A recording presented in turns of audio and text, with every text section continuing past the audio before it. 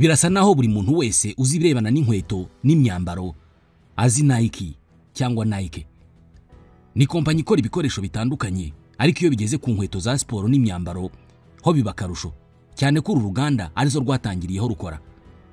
Ibikoresho bya Nike byambarwa na benshi b'ibyamamare hagamijwe kubidukundisha, uhereye ku bihanganye muri siporo nka Cristiano Ronaldo, LeBron James, Serena Williams, Michael Jordan n'abandi. Uwashinze uru ruganda n'uyu munsi aracyariho, ari mu bakire ba mbere ku isi uyu munsi birumvikana. Nike ni imwe muri kompanyi zifite agaciro kenshi zabayeho kuva isi yaremwa, kubera ko nk'ubu ibarirwa agaciro ka miliyari 110 z'amadolari y'Amerika. Muri uyu mwaka wa 2025 by'umwihariko mu mezi 11 ashize, Nike yacuruje miliyari 46 na miliyoni 310 z'amadolari y'Amerika. Muri aya harimo n'ayawe niba ufite ubushobozi bwo kugura imyenda n'inkweto bya Nike bya original. Aya madolari binjije uyafasha ugakuramo imisoro, kwishyura abakozi n'ibindi bikenerwa, basigaranye miliyari 3 na miliyoni 220 z'amadolari y'Amerika z'inyungu. Inyungu idafite ikibazo na kimwe. Reka tuvuge kuri Nike.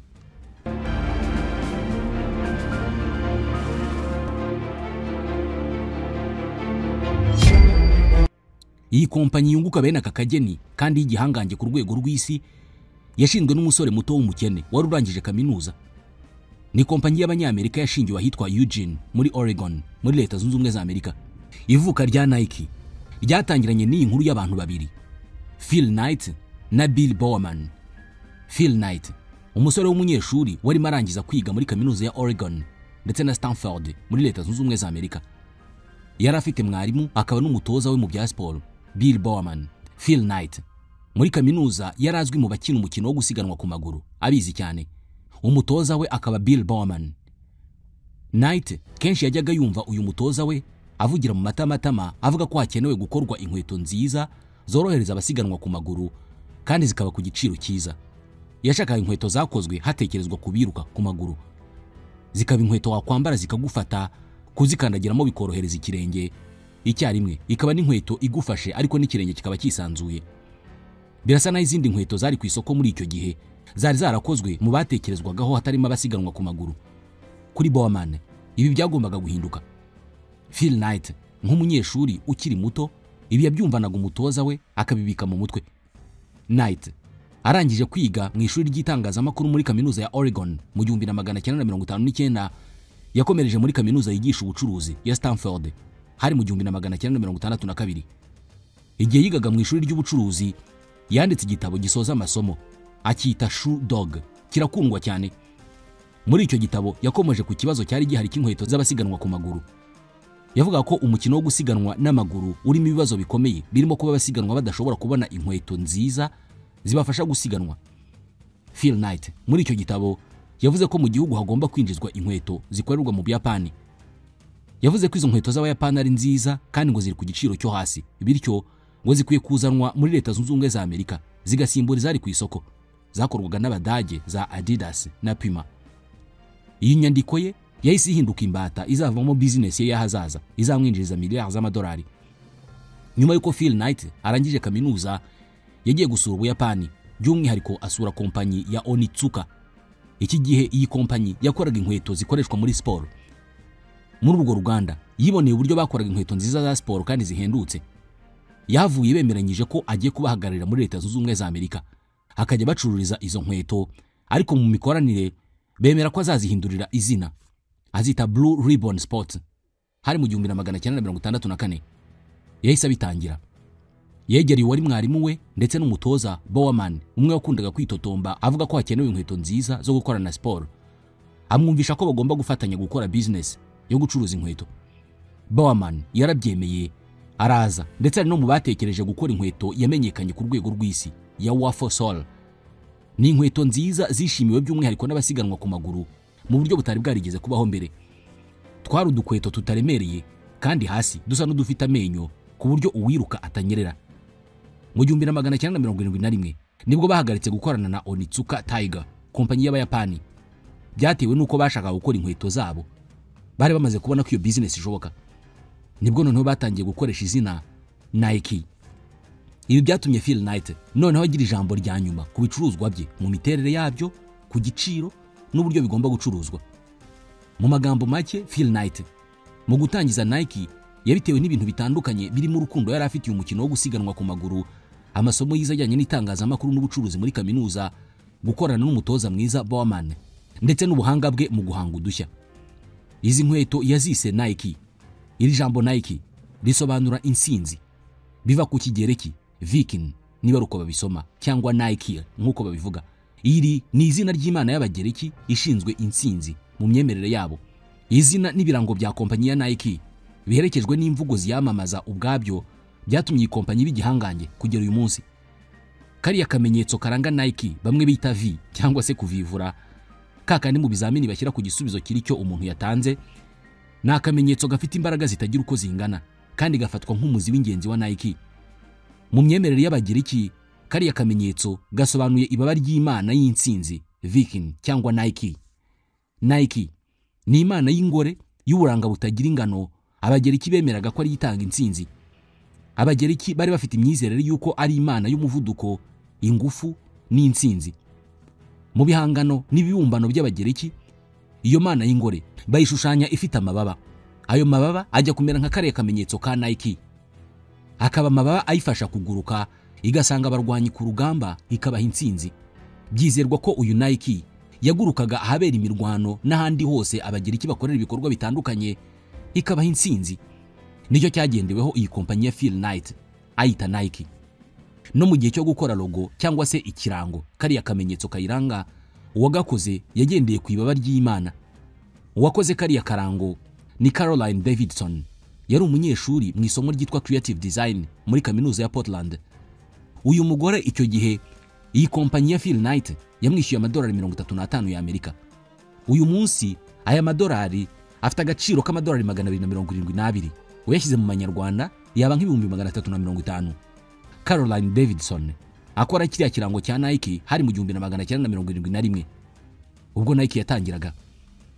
Uyu mukobwa yashaka kugaragaza ibirimo kugenda, umuvuduko n'imbaraga.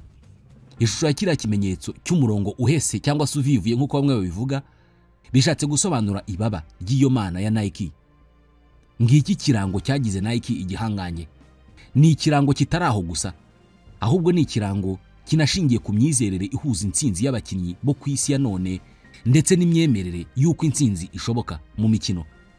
Mu kwezi kwa 9 mu 1983, nyuma y'imyaka 3 kompanyi itangiye, Phil Knight nyiri Nike yatumije uyu mugore wakoze kiriya kirango, bamwakira mu cyubahiro cyinshi bamushimira. Bamuha inkweto nziza za Nike, bamuha impeta ya diama na zahabu biherekejwe n'ibahasha irimo imigabane 500 muri kompanyi ya Nike. Iyi migabane yarakuze ndetse mu mwaka ushize w'2024 yari imaze kuba imigabane 32,000 ifite agaciro ka miliyoni 3 z'amadolari. Caroline Davidson rimwe avuga kuri iryo shimwe yaragize ati, kiriya ni ikintu kidasanzwe Phil yankoreye kubera ko ibyo namukoreye byose yari yabinyishyuriye. Davidson nawe yahereye aho ngaho abigitangaza mu mwuga w'ubugeni, aba n'umukire. Mu 1995 Nike yakuyeho ijambo Nike kuri kariya karango kaho, hasigara karango konyine kamaze kubikimenya bose. Aho nahambere Nike ikomora ubuhangange bwayo, byose bihera ku kirango. Ikirango cyayo isi yacyakiriye neza kandi gifata mu mutwe vuba cyane, ibyabazaniye abaguzi batagira ingano. Ibi byanajyanye no kwamamaza kandi cyane cyane mu bukangurambaga bise Just Do It. Iri jambo naryo ryamaze kubikimenya bose mu batuye isi. Nike uburyo bwayo bwo kwamamaza ntabwo bwabaye ubusanzwe. Bo iyo bamamaza ntabwo bakunda kuvuga ku gicuruzwa cyabo, basa ahubwo n'ababihuza n'ubuzima busanzwe. Ubukangurambaga bwabo bwo kwamamaza bwaciye ibintu nubwo twari tuvuzeho mu kanya, bwakozwe mu 1988, bwari bufite intero cyangwa se slogan yamamaye cyane, Just Do It, bikore. Iki ni kimwe mu bikorwa byo kwamamaza byageze ku ntego zabyo mu mateka yo kwamamaza ku isi kugera n'uyu munsi. Kompanyi ishinzwe kwamamaza ya Wieden Kennedy niyo yakoze ako kazi ko guhimba iryo jambo, bikore. Yari publicité icishwa kuri televiziyo yagaragaragamo umusaza usiganwa ku maguru afite imyaka 80 y'amavuko, ni Walt Stark. Uyu yapfuye mu 1995. Ni publicité yarimo amagambo atera abantu imbaraga zo kugira icyo bakora. Ni publicité yagaragazaga ko buri wese yabikora kandi akagera ku ntego, atari no kuvuga ngo nabakinnyi babigize umwuga gusa. Bagaragazaga abasiganwa ku maguru b'indashyikirwa bambaye inkweto za Nike, nko kugaragaza ko gushobora kwiruka ugasiga abandi ari ukuba wambaye izo nkweto. Ni publicité yakozwe mu buryo bworohereza buri wese wayirebye kuyibuka, ndetse biherekejwe n'ubutumwa bukomeye cyane, ubundi hakagaragaramo izina n'ibirango bya Nike. Ubwo buryo bwamenyekanishije cyane Nike, n'ubu nibwo bagikoresha.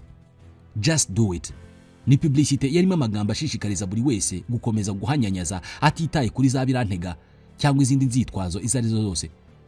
Ni publicité yashoboraga kumvisha buri wese kureka gushidikanya, kwigirira icyizere, kureka ubwoba no gutindiganya, ahubwo ugafata umwanzuro ukabikora, yaba kwiruka muri siporo, yaba n'ibindi bikorwa byose werekejeho umutima. Imvugo zikoreshwa na Nike zarenze kuba imvugo zisanzwe.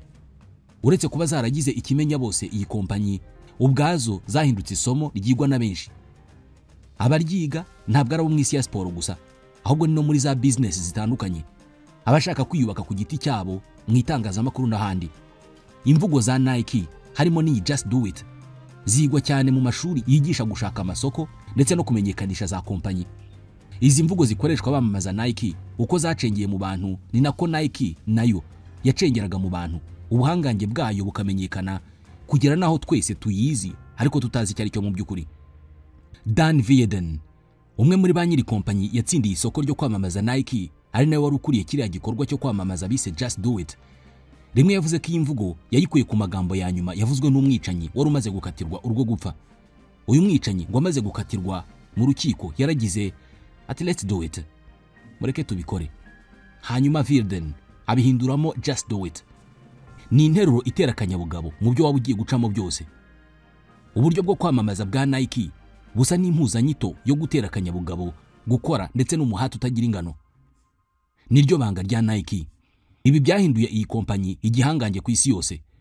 Akarusho noneho kakaba iyo bakoresheje iyo mvugo n'ubwo buryo bwo kwamamaza mu mashusho arimo ibyamamare byamaze kugera iyo bijya, cyane cyane muri siporo nka Michael Jordan, Serena Williams, LeBron James na Cristiano Ronaldo.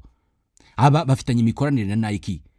Kugirana imikoranire n'ibi byamamare bya mbere ku isi ubwabyo biha Nike ubuhangange butagira ingano, kubera ko bihindura uruganda rwizewe ku isoko mpuzamahanga kandi rubonwa na benshi. Nka Michael Jordan, ikirango cye ari cyo Air Jordan akenshi gihabwa inkweto za Nike. Nike ikorana kandi n'abandi bahanzi n'ibyamamare barimo nka Travis Scott, Off-White n'abandi. Amakipe atandukanye harimo ay'umupira w'amaguru yambara Nike mu rwego rwo kuyamamaza.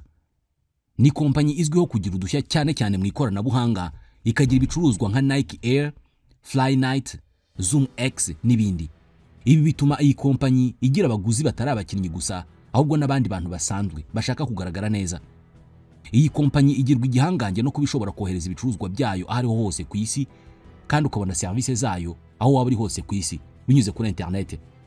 Bafite ibikoresho bikomeye kandi byiza. Ikindi, ibiciro byabo byemezwa ko benshi babyisangamo. Iyi kompanyi kandi ihabwa imbaraga no kubiteye mu buryo bukundwa n'ibyiciro bitandukanye by'abantu. Urugero, iyi kompanyi yisanishije cyane n'abanyamuziki, abiyambarira ibyo gutemberana ndetse n'abakina imikino itandukanye. Bakora ibikoresho byabo kandi banatekereza ku miterere y'igicuruzwa, design. Batekereza ku byo basohora uko bigomba kungana, bareba ko buri wese yabyambara, yaba umugabo, umugore cyangwa se abana. Iyi ni imwe muri kompanyi zunguka menshi cyane ku isi. Bafite abakiriya benshi kandi ku rwego rw'isi. Ni kompanyi yabashije guhuriza hamwe ibirimo imikorere, umuco, gushaka amasoko no guhanga udushya. Phil Knight wayitangije, amazina ye ni Philip Hampson Knight. Yavutse ku itariki ya 24 y'ukwa kabiri mu 1938 muri Portland. Uyu munsi atunze miliyari 40 z'amadolari y'Amerika. Ari mu bantu 50 bakize ku isi, akaza muri 25 ba mbere muri Leta Zunze Ubumwe za Amerika. Amaze kuba umuherwe, yatanze miliyoni 500 z'amadolari ayaha kaminuza ya Oregon yizeho, ndetse na miliyoni 400 z'amadolari y'Amerika yahaye kaminuza ya Stanford. Izi ni kaminuza zose zamwigishije. Hamwe yahize itangazamakuru, ahandi ahiga ubucuruzi. Yaretse kuba umuyobozi wa Nike mu 2004. Aracyariho kandi nawe ufite imigabane myinshi muri iyi kompanyi ye. Igitekerezo cyo kwitangiza ni iki? Undi bayitangiranye mwarimu we William J. Bowerman yari yaravutse ku itariki ya 19 y'ukwa kabiri mu 1911. Yapfuye ku ya 24 y'ukwa 12 mu 1999.